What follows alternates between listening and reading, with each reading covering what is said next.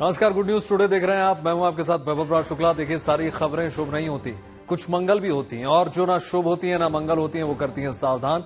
शुभ बताने, मंगल दिखाने और सावधान करने एक बार फिर से आपके साथ हाजिर हूं। और आज हम बात कर रहे हैं बस्तर और छत्तीसगढ़ के नक्सल प्रभावित इलाकों की, जहां पर देखिए जल्दी ही नक्सलवाद से आजादी मिलने वाली है। एक ओर नक्सलियों पर शिकंजा कस दिया गया है, दूसरी ओर उन्हें सरेंडर करने के लिए प्रोत्साहित किया जा रहा है।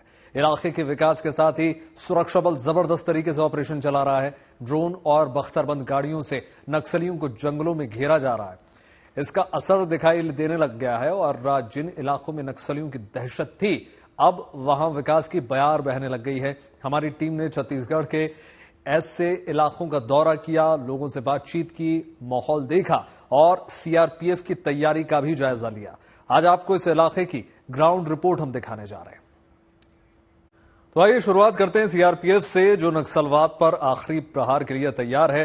80 के दशक में नक्सलवाद की शुरुआत हुई और तब से बेहिसाब खून बहता रहा है, मगर अब छत्तीसगढ़ के बस्तर और बीजापुर जैसे इलाकों में नक्सली हिंसा पर लगाम लगी है। बड़ी तादाद में नक्सलियों ने सरेंडर किया है। अच्छी खासी तादाद में नक्सली ढेर किए गए हैं। ये मुमकिन हुआ है सरकार और सुरक्षा बल की शानदार रणनीति की बदौलत। सीआरपीएफ की तैयारी को समझने के लिए हमारी टीम गुंडम में फॉरवर्ड ऑपरेटिंग बेस पर पहुंची। रिपोर्ट देखिए।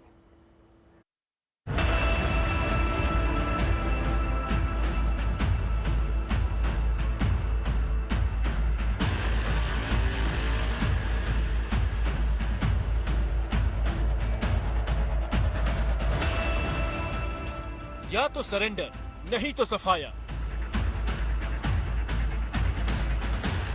जिस जवान में समझेंगे नक्सली, अब उसी जवान में मिलेगा जवाब।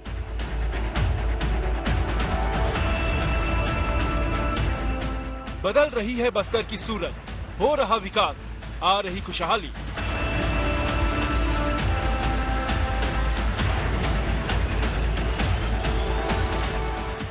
ये बस्तर की है पुकार, नक्सलवाद से आजादी। केंद्र और छत्तीसगढ़ राज्य सरकार के सख्त रुख और शानदार नीतियों की वजह से नक्सली कमजोर पड़ने लगे हैं। नक्सल प्रभावित इलाके सिमटने लगे हैं। जो कल तक खून बहा रहे थे, आज सरेंडर करके देश की मुख्य धारा में शामिल हो रहे हैं। और जो इसके लिए तैयार नहीं, उनके साथ कड़ाई से निपटने का पुख्ता इंतजाम किया जा रहा है।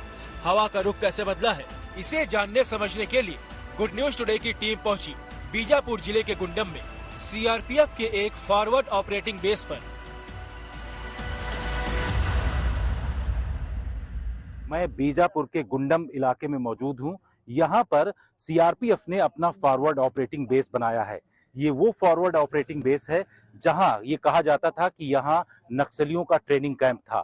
आज सुरक्षा बल भारी संख्या में यहां पर मौजूद हैं। फॉरवर्ड ऑपरेटिंग पोस्ट सिर्फ नक्सलियों के खिलाफ ऑपरेशन के लिए नहीं है, बल्कि इनका सबसे बड़ा फायदा यह है कि आसपास के लोगों में दहशत कम हुई है, विकास का रास्ता खुला है और नक्सलियों का असर कम हो गया है। ये नक्सलवाद के खिलाफ सरकार की सख्त नीति का ही नतीजा है कि पिछले करीब एक साल में बस्तर और बीजापुर जैसे इलाकों की तस्वीर बदलने लगी है। जिस जगह पर सीआरपीएफ का यह फॉरवर्ड ऑपरेटिंग बेस है, वहां कभी नक्सलियों का ट्रेनिंग कैंप हुआ करता था। ये कैंप जो है वो काफी महत्वपूर्ण है। गुंडम वैसी जगह है जहां पर आना जाना पहले मुश्किल होता था। कोई भी शख्स यहां पर नहीं आ सकता था, लेकिन अब यहां फोर्सेस पहुंच चुकी हैं। सब लोग अब सामान्य तरीके से यहां पर आना शुरू हो चुके हैं और कोशिश ये की जा रही है कि आगे जो घने जंगल हैं वहां पर भी इसी तरीके के कैंप बने। छत्तीसगढ़ का यह इलाका नक्सलियों का गढ़ माना जाता रहा है, जहां घात लगाकर वो सुरक्षा बल और पुलिस वालों पर हमला करते थे और आसानी से जंगलों में छिप जाते थे। मगर अब उनसे निपटने के लिए सीआरपीएफ ने नई रणनीति और आधुनिक तकनीक का इस्तेमाल शुरू कर दिया है। नक्सलियों के खिलाफ बड़े ऑपरेशन घने जंगलों में इस वक्त ड्रोन की मदद से भी किए जा रहे हैं। मैं इस वक्त ग्राउंड जीरो पर मौजूद हूं और ये है गुंडम फॉरवर्ड ऑपरेटिंग बेस, जहां पर खास बड़े तरीके के ड्रोन का इस वक्त इस्तेमाल किया जा रहा है। ये ड्रोन आपको सामने दिखाई पड़ रहा है, ये स्विच ड्रोन है और ये 15 किलोमीटर दूर तक जाकर के पूरा रेकी कर सकता है इन तमाम इलाकों में। नक्सलियों के लिए जंगलों में घात लगाकर हमले करना अब मुमकिन नहीं होगा, क्योंकि ऑपरेशन से पहले सुरक्षा बलों के जवान पूरे इलाके का आसानी से मुआयना कर सकते हैं। जब से ये ड्रोन आया हमारे पास, तो हम उनको ढूंढ कर अच्छे से रेकी कर लेते हैं और उससे इसको आने के बाद में हमारे बहुत फायदा हुआ है। असल में नक्सलियों के खिलाफ अब सीआरपीएफ सटीक ऑपरेशन की रणनीति अपना रही है, यानी ठीक नक्सलियों के ठिकाने पर हमला। इसमें forward operating base drone power से पूरी तरह लैस किए जा रहे हैं। ड्रोन को ऑपरेट करने के लिए बाकायदे यहाँ पर टेक्निकल इंस्ट्रूमेंट लगाए गए हैं। इसके साथ ही सबसे खास बात यह है कि सीआरपीएफ कोबरा कमांडो के पास इस वक्त ड्रोन हैंगर भी मौजूद है। ये ड्रोन हैंगर जो है वो ऐसे फॉरवर्ड ऑपरेटिंग बेसिस में लगाए गए हैं। आप देखिए यहाँ पर ये तमाम ड्रोन हैंगर्स, यानी कि ड्रोन इकट्ठा करने वाली वो तमाम जगह हैं जिसका इस्तेमाल इस वक्त ऑपरेशन करने में किया जा रहा है।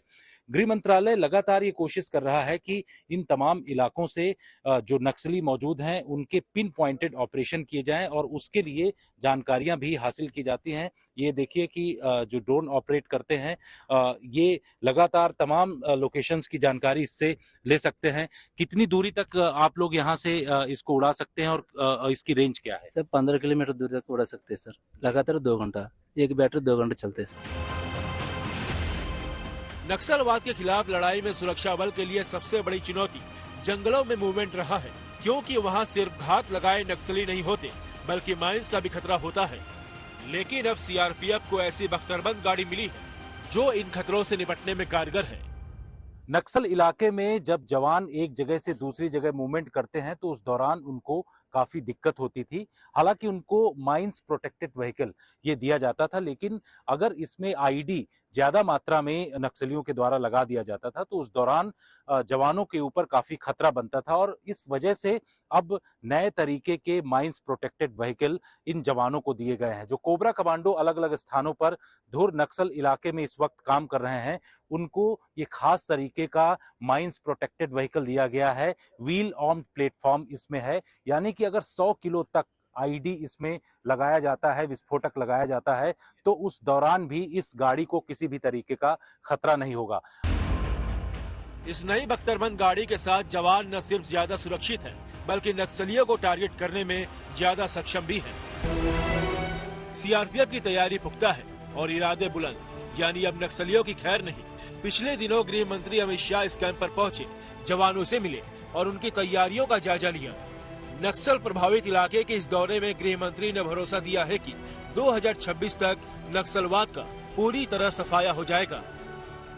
1983 से जो नक्सलवाद से पीड़ित क्षेत्र था उसमें सुरक्षा बलों के मृत्यु में 73% की कमी आई है और नागरिकों के मृत्यु में 70% कमी आई है। मैं फिर आज इस बस्तर की भूमि पर कहकर जाता हूं कि 31 मार्च 2026 को इस देश की भूमि पर से हम नक्सलवाद को पूर्ण रूप से समाप्त करने का काम करेंगे। नक्सलवाद के खिलाफ जंग में जीत का दावा इसलिए है क्योंकि सुरक्षा और विकास की दोहरी रणनीति पर एक साथ काम हो रहा है और गुंडम जैसे फॉरवर्ड ऑपरेटिंग बेस से इस रणनीति को अमली जामा पहनाया जा रहा है। बीजापुर से जितेंद्र बहादुर के साथ bureau report, good news today. सरकार की साफ समझ है कि सिर्फ सख्ती से नक्सलवाद की समस्या खत्म नहीं हो सकती। इसके लिए नक्सल प्रभावित इलाकों का विकास बहुत जरूरी है। जब तक गरीबी दूर नहीं होगी, बुनियादी जरूरतें पूरी नहीं होंगी, तब तक इस समस्या को जड़ से उखाड़ना संभव नहीं है। इसलिए छत्तीसगढ़ के ऐसे इलाकों में भोजन, शिक्षा, स्वास्थ्य का इंतजाम किया जा रहा है, खेलकूद का बढ़ावा दिया जा रहा है। रिपोर्ट देखिए।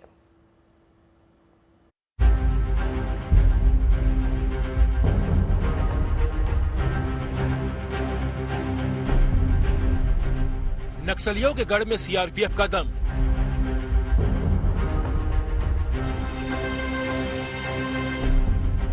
जहां कभी नक्सलियों ने बनाई थी अपने मारे गए कैडर्स की स्मारक, अब वहां फहरा रहा है तिरंगा। ये तस्वीर बस्तर और आसपास के नक्सल प्रभावित जिलों की बदली हुई तस्वीर बयां कर रही है। सीआरपीएफ के फॉरवर्ड ऑपरेटिंग बेस के जरिए नक्सलवाद पर करारी चोट की गई है। नक्सलियों की नेटवर्क को पूरी तरह ध्वस्त कर दिया गया है। सीआरपीएफ की सुरक्षा में बीजापुर जैसे इलाके में विकास की नई बयार कैसे बह रही है, इसे गुड न्यूज टुडे की टीम ने करीब से देखा। केंद्र सरकार ने फॉरवर्ड ऑपरेटिंग बेस अलग अलग स्थानों में जो धुर जंगली इलाके हैं वहां पर बनाना शुरू किया। उसके बाद से इन तमाम इलाकों में जो नक्सली थे वो धीरे धीरे यहां से दूर जाने लगे। इसका फायदा जो यहाँ के आम लोग हैं उनको होने लगा। और आप देखिए कि यहाँ राशन वितरण प्रणाली के तहत जो है गांव के लोग जो यहाँ रहते हैं उनको सारी व्यवस्थाएं इस वक्त दी जा रही हैं। छोटे छोटे ऐसे सेंटर बनाए गए हैं। केंद्र सरकार का सबसे पहले मकसद ये था कि इन इलाकों में सुरक्षा बल ज्यादा संख्या में पहुंचे, यानी फॉरवर्ड ऑपरेटिंग बेस बना करके इन इलाकों में जो है सुरक्षा बलों की संख्या पहुंचाई जाए। और उसके बाद यहाँ पर विकास के जो काम है, खास तरीके से लोगों को अनाज देना, इसके साथ ही यहाँ पर जो राशन वितरण प्रणाली के तहत जो सरकार की महत्वपूर्ण योजनाएं हैं उनको यहाँ तक पहुंचाना, स्टोर यहाँ पर दे देना, इस तरीके की व्यवस्था केंद्र सरकार की तरफ से की जाती है। ये वैसा इलाका है जहां पर पहले नक्सलियों की तरफ से ट्रेनिंग दिया जाता था, लेकिन आज ये गुलजार हो रहा है। यहाँ के जो अलग अलग विकास के कार्यक्रम हैं उनके तहत आप देखिए महिलाएं भी यहाँ पर बैठी हुई हैं, इनको यहाँ पर राशन सामग्री दी जाती है। इसके साथ ही इन लोगों को यहाँ पर जो अन्य सामान केंद्र सरकार की तरफ से आता है उसको भी वितरण किया जाता है। इन लोगों को किसी भी तरीके की इस वक्त दिक्कत नहीं हो रही है। माना जा रहा है कि यहाँ तक सुरक्षा बल पहुंचने के चलते इस तरीके से इनको फायदा हो रहा है। बुजुर्ग लोग हैं लेकिन इनको यहाँ पर सारी सुविधाएं व्यवस्थाएं इस वक्त दी जा रही हैं। जो कि हम लोग को पहले यहाँ से बहुत दूर से बासागुड़ा उधर से लेके आते थे पहले सर चावल, अभी वही चावल अभी अपने अपने गांव से ले रहे हैं। नक्सलियों से सुरक्षा और साथ ही भोजन का इंतजाम, सरकार की नीति स्पष्ट है। जब तक आम लोगों की जरूरतें पूरी नहीं होंगी उनको बहकाए जाने की आशंका रहेगी। इसीलिए सरकार का सबसे ज्यादा फोकस विकास पर है। ऐसे में फॉरवर्ड ऑपरेटिंग बेस के जरिए न सिर्फ भोजन बल्कि बच्चों की पढ़ाई पर भी ध्यान दिया जा रहा है। कैंप में ही बच्चों के लिए स्कूल चलाए जा रहे हैं जहां नक्सल प्रभावित इलाकों के बच्चे पढ़ते हैं।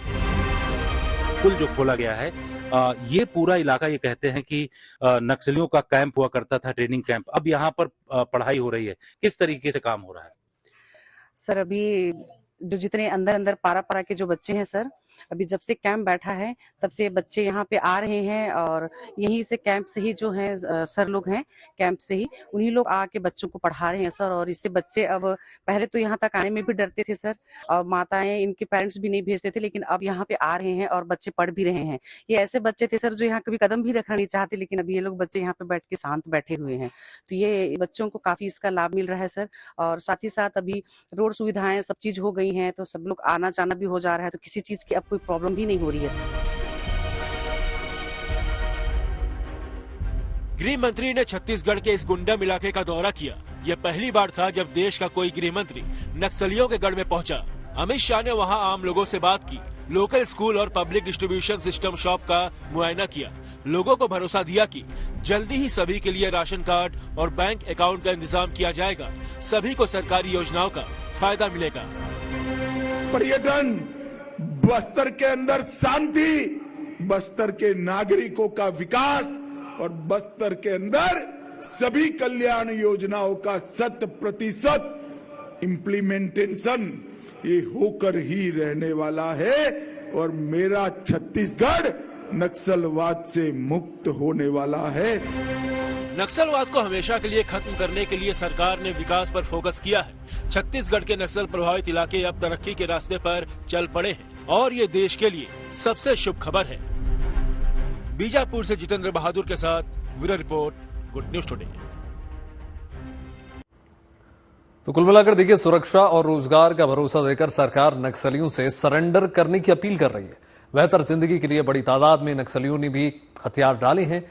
असल में इनमें से ज्यादातर लोगों को झांसा देकर नक्सली अपने साथ ले गए थे और बाद में उन पर जुल्म भी किए गए। अब सरेंडर के बाद इनमें से कई सुरक्षा बल और पुलिस के साथ काम कर रहे हैं, देश की सेवा में जुटे हैं। रिपोर्ट देखिए जरा।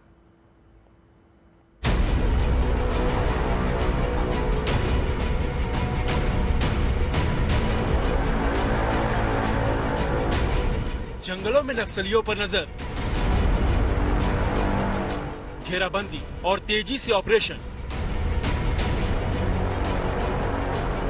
सीआरपीएफ की जबरदस्त रणनीति रंग दिखा रही है। जवानों के बुलंद इरादों के सामने नक्सलियों के पैर उखड़ने लगे हैं। लेकिन सरकार का मकसद सिर्फ नक्सलवाद पर प्रहार करना नहीं है, बल्कि नक्सलियों के बहकावे में आकर हथियार उठाने वालों को अच्छी जिंदगी जीने का मौका भी दिया जा रहा है। जिन्होंने नक्सलवाद का रास्ता पकड़ा था, उन्हें मुख्य धारा में लाने की कोशिश की जा रही है। सरकार की ये रणनीति कामयाब है क्योंकि पिछले करीब 1 साल में सैकड़ों नक्सलियों ने हथियार डाले हैं और सरेंडर भी किया है।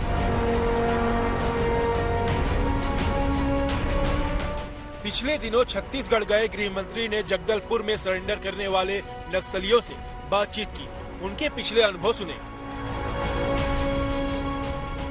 असल में सरेंडर करने वाले ज्यादातर नक्सलियों के पास कड़वी यादें हैं। ज्यादातर को नक्सल कमांडरों की ज्यादती झेलनी पड़ी। झूठ बोलकर इन्हें नक्सली अपने साथ ले गए थे, मगर सच्चाई कुछ और निकली। मैं इस वक्त बस्तर में मौजूद हूं। ग्राउंड जीरो पर किस तरीके की स्थिति है उसको दिखा रहे हैं। सबसे बड़ी बात यह है कि गृह मंत्रालय की तरफ से सरेंडर प्लान जो तैयार किया गया था, उसको लेकर के बड़े स्तर पर राज्य सरकार और केंद्र सरकार कदम बढ़ा रही है। यहाँ ये बहुत सारे जो लोग इकट्ठा हैं, ये महिला जो कि पहले नक्सल कमांडर थी या नक्सली गतिविधियों में शामिल थी, इसके साथ ही बहुत सारे जो युवा हैं वो नक्सली गतिविधियों में शामिल थे, लेकिन आज सरेंडर करके मुख्य धारा में ये लोग जुड़ चुके हैं। पार्टी नक्सलवादी इधर गरीब जनता को कुछ विकास नहीं कर रहा है। गरीब जनता जैसे घर पे ऐसे घर पे रह रहा है, लेकिन विकास का भी नहीं हो रहा है और गरीब जनता को बहुत नुकसान हो रहा है। ये सोच के मैं 2014 में सरेंडर हुआ। जल जंगल जमीन में बात करता है, लेकिन वो आचरण में देखने से वो अलग है, क्योंकि वहाँ पर हमारा एरिया में प्रति गांव में हमारा भाई बहन है, हमारा लोग है, लेकिन हम वहाँ पर खाने का, पीने का, उठने का, बैठने का सब कुछ करता है, लेकिन उसका थोड़ा गलत होने से उसको पुलिस इन्फॉर्मर का नाम के मार देता है। सरेंडर करने वाले नक्सली अब मुख्य धारा में शामिल हो रहे हैं। उनमें से कुछ अब सुरक्षा बल के साथ मिलकर देश की सुरक्षा कर रहे हैं। जयमती के ऊपर 5 लाख रुपए का इनाम था। आज वो छत्तीसगढ़ पुलिस के DRG स्क्वाड का हिस्सा है। जो अनपढ़ रहते हैं वही जाते हैं, सच समझ नहीं पाते हैं। तो अभी पढ़े लिखे हैं लोग, विकसित होते हैं तो समझ जाते हैं। नक्सली बहुत परेशानी होता है, वहाँ नहीं जाना है, कुछ जॉब करना है, कुछ अच्छा जीना है, तो कुछ अच्छा यहाँ लगता है सर। वहाँ जैसे हमारे जैसे अनपढ़ रहते हैं, अनपढ़ जैसे रहते हैं, तो गाँव में अब विकसित नहीं होने के कारण ही जाते हैं सर।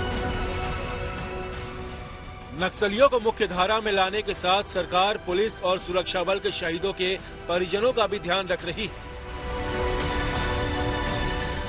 नक्सल प्रभावित इलाकों में आधारभूत संरचना को मजबूत किया जा रहा है। पर्यटन को बढ़ावा देने की रणनीति है।